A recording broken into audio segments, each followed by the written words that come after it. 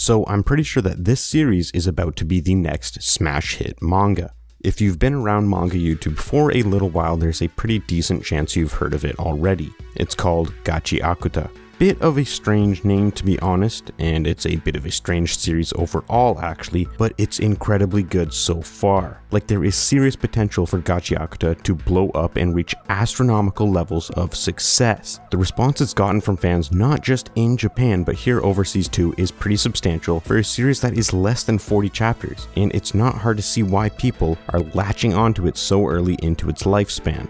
Kei Urana is the name of the person behind this series, and if you're ultra familiar with the manga industry, there's a chance you'll recognize that name, albeit a very, very slim one. Kei Urana was an assistant for Atsushi Okubo for many years, Okubo being famous for works such as Soul Eater and more recently Fire Force, which are two extremely popular series that most people who are into shonen manga have definitely read.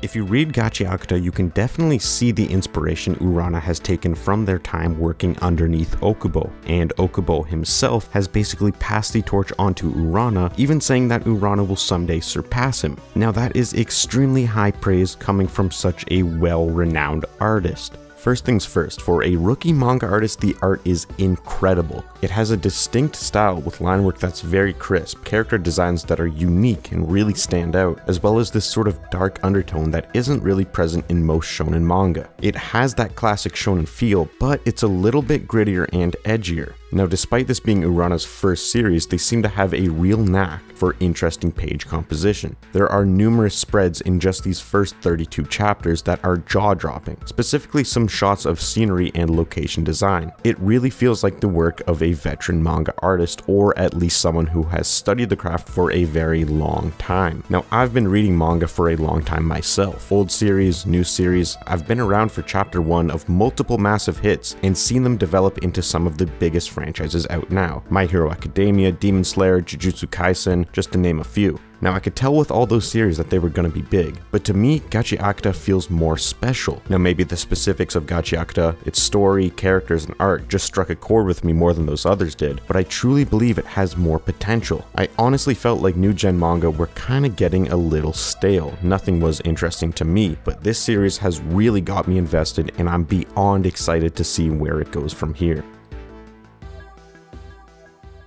So what's it about? Well, Rudo is a young boy who lives in a world where the poor and rich are separated in a very tangible way, there being a distinct line between where the two classes live. Rudo enjoys collecting and making use of the things the rich people had thrown away. He often ventures into the more well-off section of the city to do so, much to the dismay of the people who live there. Even in the lower class section of the city where Rudo lives, he is shunned by most of the people around him, as his parents were apparently murderers. In this world, there is something known as the Abyss, a seemingly endless pit of darkness where all trash and outlaws, especially murderers, are thrown. We learn from Rudo's foster father Legto that this is where Rudo's real father was sent. Throughout the course of chapter 1, we see this very tight-knit bond between Rudo and Legto. It seems like Legto is one of the few people who actually care for Rudo, going so far as to raise him by himself. In order to cover up some mysterious and honestly quite nasty scars Rudo apparently acquired from his parents, Legto gifts Rudo a pair of beat-up gloves. Rudo cherishes these gloves and treats them with love. After Rudo confesses his feelings for a girl and it goes well, he rushes home to tell Legto the good news. Along the way, he bumps into a really sketchy dude, and upon arriving at his house, he finds Legto stabbed through the chest on the brink of death.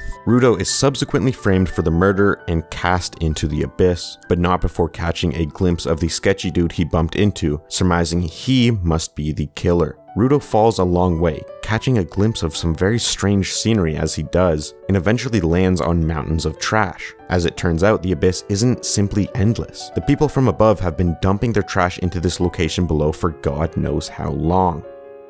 It's in this location that we learn of a couple things. The first thing being aberrant beasts, which are monsters comprised of the trash that is thrown from above. The second thing are janitors, who are the people that are tasked with cleaning up these beasts. And the third and most important thing is the power system for this series. Essentially, Jinkies are powerful weapons that certain individuals, known as givers, have the power to manifest. Jinkies form in items that have been cherished and treated well for long periods of time, so obviously this is where Rudo's gloves come into play. It's a really sick power system that leads leads to a diverse array of weapons and abilities. From gloves, an umbrella, a stick, to scissors, and even a pen at one point. The idea that powers correlate directly to how much love you put into something is one I find very, very interesting, and it also avoids the shonen cliche of having super arbitrary powers for the sake of flashy fights. Not that this series doesn't have flashy action, because it does, as does any good shonen manga, but the power system has a very personal touch to it because of what I just described.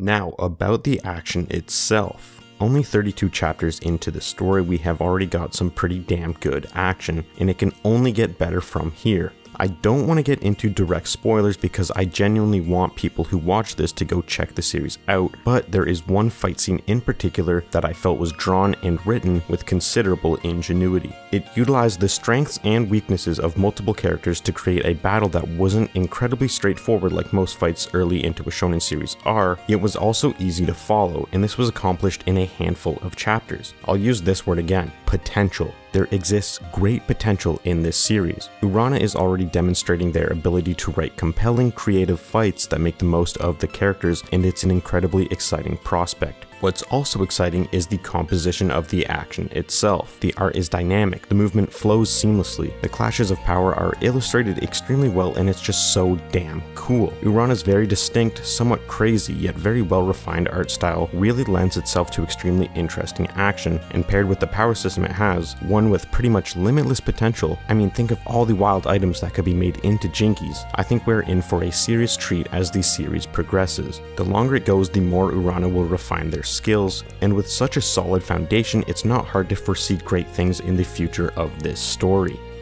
I've seen this series talked about a little bit, but not enough, honestly. It got a little bit of a buzz with its initial release, and that's seriously great, but I feel like it deserves to be talked about more. Hopefully it continues to be successful to the point where we can get an official English release, and based on statements Urana has made, I think that is pretty likely coming. This could be the next smash hit, and for series like that, it always feels good to be able to say I was there from the start. Let me know in the comments if you plan on checking it out, and if you do, let me know how you feel about it. If I can get even one person to read it, I'll be happy. Also, I plan to do videos on more series that aren't just One Piece, so if there's any series you'd like to recommend me or would like to see me do a video on, just drop it below and I will do my best to get around to it. Anyway, that's all for this video, so thank you again for watching, and until next time.